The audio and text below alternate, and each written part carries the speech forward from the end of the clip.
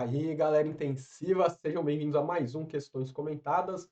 Eu sou o Ivens, a gente está no nosso mês especial da prova de título. Então, até o dia da prova de título, que é dia 21 de novembro, vamos ter 2 questões comentadas por semana, somente com questões de provas de título passadas, beleza? Esse é o nosso Questões Comentadas de número 39.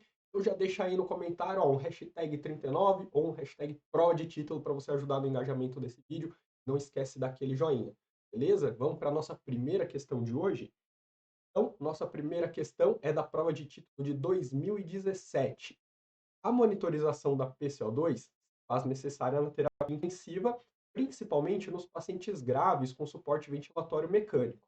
Porém, esta monitorização dependerá da coleta de sangue arterial para análise em laboratório, sendo, portanto, um procedimento doloroso e invasivo. Alternativamente, poderá este parâmetro ser monitorizado de forma indireta através da monitorização da pressão do CO2 no gás expirado, EtCO2, né? EtCO2 é End Tidal CO2, né? Então, CO2 no fim do volume corrente, por meio de capnometria, capnografia. Podemos afirmar, então, que... Então, ele está falando aqui na questão que monitorizar o valor do CO2 é importante, mas que para ter a PaCO2 a gente precisa coletar uma gasometria, né? Pode ser doloroso, é invasivo, depende da análise do laboratório, e a gente pode fazer isso de maneira não invasiva na beira do leito, com a capnografia ou capnometria, e assim o valor do EtCO2, né? O nosso valor não invasivo da CO2. Vamos ver aqui as afirmações que ele dá para a gente julgar. Então, podemos afirmar que. Então, a gente quer achar a afirmativa correta. A. Hipertermia, hiperventilação e reinalação do CO2 aumentam o valor da EtCO2. Aqui, facinho a gente ver que está errada. Por quê? Porque hiperventilação não aumenta o valor do CO2. Hiperventilação diminui, né? O famoso lavar, né? Que a galera fala aí, lavar o CO2, né? Então, quando eu estou hiperventilando, eu diminuo o valor do CO2 e não aumento. A curva de capnografia típica, a parte mais baixa da curva determina o valor do CO2 exalado. Então, só lembrando, a curva de um capnógrafo, né, é mais ou menos aqui, ó, uma curva, uma onda quadrada, né, uma curva ou uma onda quadrada.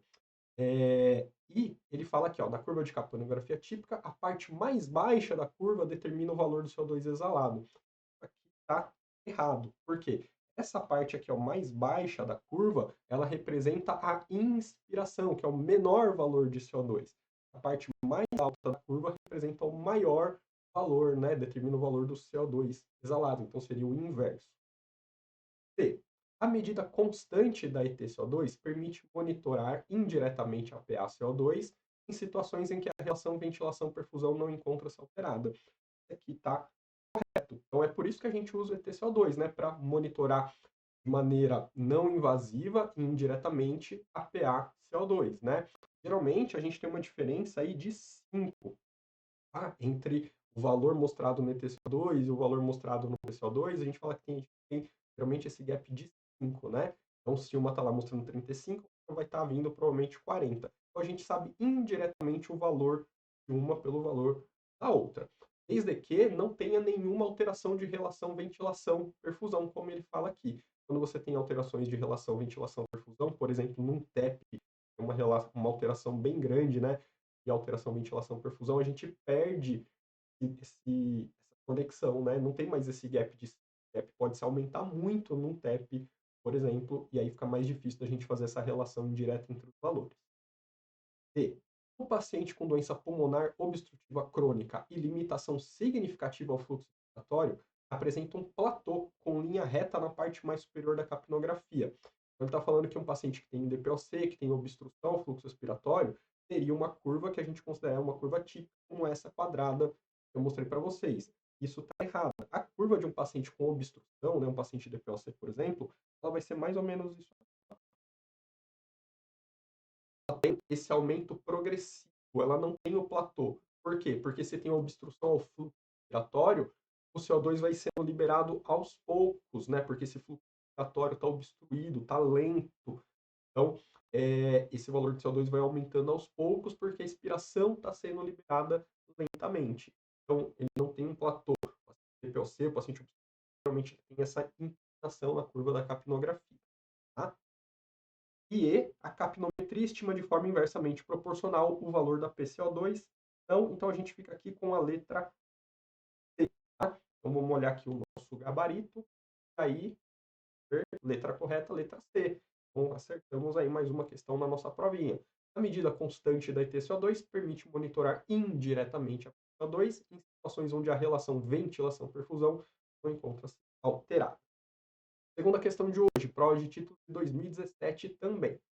Um paciente de 45 anos, 75 quilos, 1,70 m, no pós-operatório tardio de laparotomia exploradora, ou seja, fez lá uma incisão no abdômen para olhar o que está acontecendo na cavidade, não se sabe ainda ao certo o que está acontecendo, vai fazer uma laparotomia exploradora.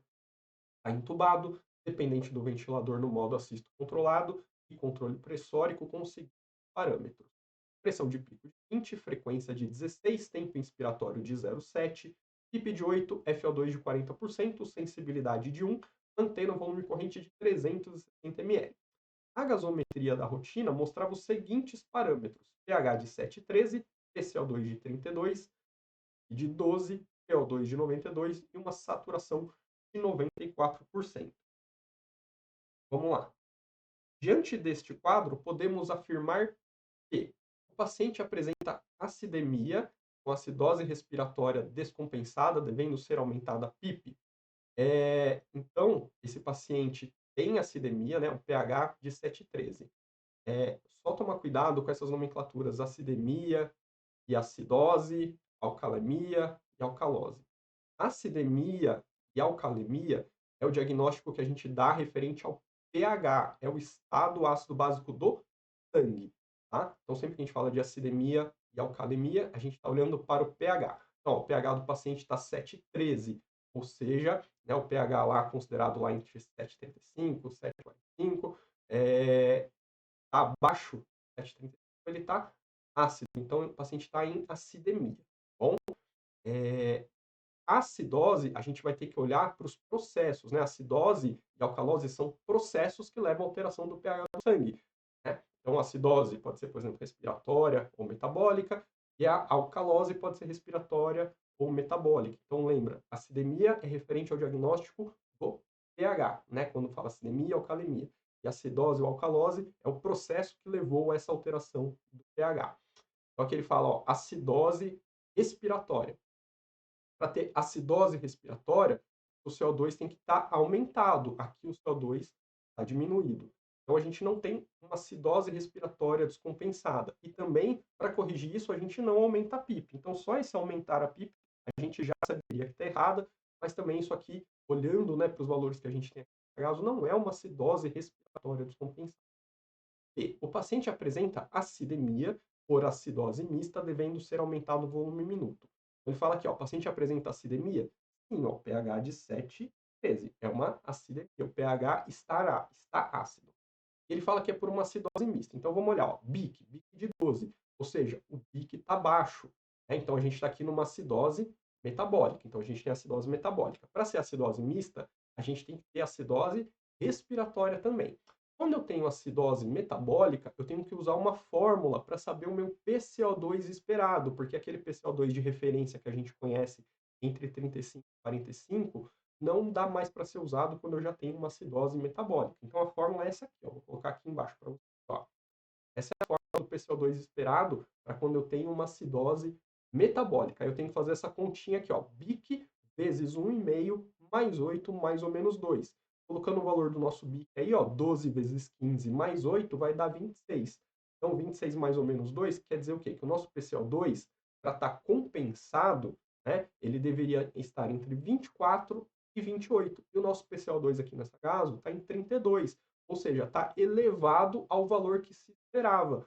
Se o CO2 está elevado ao valor que se esperava, a gente tem acidose respiratória. Mesmo esse PCO2 sendo menor do que a nossa referência normal da gaso, que é um PCO2 de 35, porque esse paciente já tem uma acidose metabólica. Aí você obrigatoriamente tem que usar essa continha, tá? Esse tipo de questão, ele é de praxe em prova de concurso, prova de hospital, vai cair sempre. E aí você olha lá o valor de 32 no PCO2, você fala, esse cara não tem acidose respiratória e você considera essa B errada. Não, tem que fazer a continha por conta da acidose metabólica, ou seja, a certa é a B. O paciente tem acidemia por acidose mista, ele tem acidose metabólica e tem acidose respiratória, porque o PCO2 está acima do esperado quando a gente usa a fórmula. E aí, só um detalhe, ele fala devendo ser aumentado o volume minuto. Então, realmente, se eu quero diminuir esse PCO2, eu tenho que aumentar o volume minuto. Eu acho que só a palavra que não deveria ser usada é esse devendo. Eu acho que a palavra ideal seria podendo, porque também a gente não deve corrigir a todo custo uma acidose metabólica fazendo o famoso lavagem de CO2 a qualquer custo, diminuindo o CO2. E quanto menor o CO2, você vai gerando vasoconstrição cerebral. E se você faz vasoconstrição, diminui o fluxo cerebral, isso pode trazer prejuízo para o paciente em alguns aspectos. Então a gente diminui esse CO2 no máximo, geralmente aí é um PCO2 aí no máximo de 30, então está bem próximo do que a gente considera o máximo que está, tá? Não vai lavar o PCO2 do seu paciente até 15, até 20, mas outros para ele, tá? Você pode até normalizar o pH, mas você pode prejudicar outros aspectos do paciente. B. O paciente apresenta acidemia por acidose metabólica, ele tem acidose metabólica, e ele fala que alcalose respiratória, para ter alcalose respiratória, seria um CO2 abaixo do nosso limite de 35, o que parece ser o caso aqui, mas lembra que se tem alcalose, acidose metabólica, eu tenho que usar essa fórmula que eu mostrei para vocês. De acordo com a fórmula, o CO2 está alto, ou seja, é acidose respiratória. Então, a C está errada. D. E além disso, na C ele fala assim, devendo ser reduzido o delta de pressão. Se você reduz o delta de pressão, você diminui a ventilação, o que vai aumentar o CO2. Não é o que a gente quer, porque se aumentar o CO2 vai ficar mais ácido ainda esse pH. D. O paciente apresenta acidemia, tal, por acidose respiratória, devendo ser aumentado o volume corrente. Então ele tem acidemia não só por acidose respiratória, mas por acidose metabólica também. Então uma acidose mista. Pode ser aumentar o volume corrente? Pode ser uma opção aumentar o volume, mas está errada, né? E paciente apresenta acidemia, certo? Por acidose metabólica, tá certo? Com resposta compensatória satisfatória, sem necessidade de ajustes. Como que eu sei que a resposta compensatória está satisfatória? Tem que usar essa fórmula que eu mostrei para vocês. Está satisfatória? Não, porque o CO2 não está entre 24 e 28, que é o PCO2 esperado na fórmula. Tá? Então, tá errado. Então, a gente vai ficar aqui com a letra B. O paciente apresenta acidemia por acidose mista, devendo ser aumentado o volume minuto. E aí, nossa resposta correta é a B. Beleza? Então, ó, já deixa aquele joinha no vídeo, não esquece, não sai do vídeo o joinha que você me ajuda muito. Se inscreve no canal se você ainda não é inscrito. Manda o vídeo aí para sua galera, para suas amigas, para se inscreverem também. Ativa o sininho para não perder notificação de nenhum vídeo todo dia, 1 hora da tarde. Então, já ativa o sininho para receber aquele lembrete, você já assistir. E deixa seu comentário. O que você achou do vídeo? Ficou com alguma dúvida? Quer fazer alguma sugestão, algum comentário a respeito aí das questões que foram comentadas? Ou quer deixar aí só um oi para ajudar no engajamento? Beleza? Bota aí hashtag ProAditivo, tá bom? E eu vejo vocês no próximo vídeo. Até lá!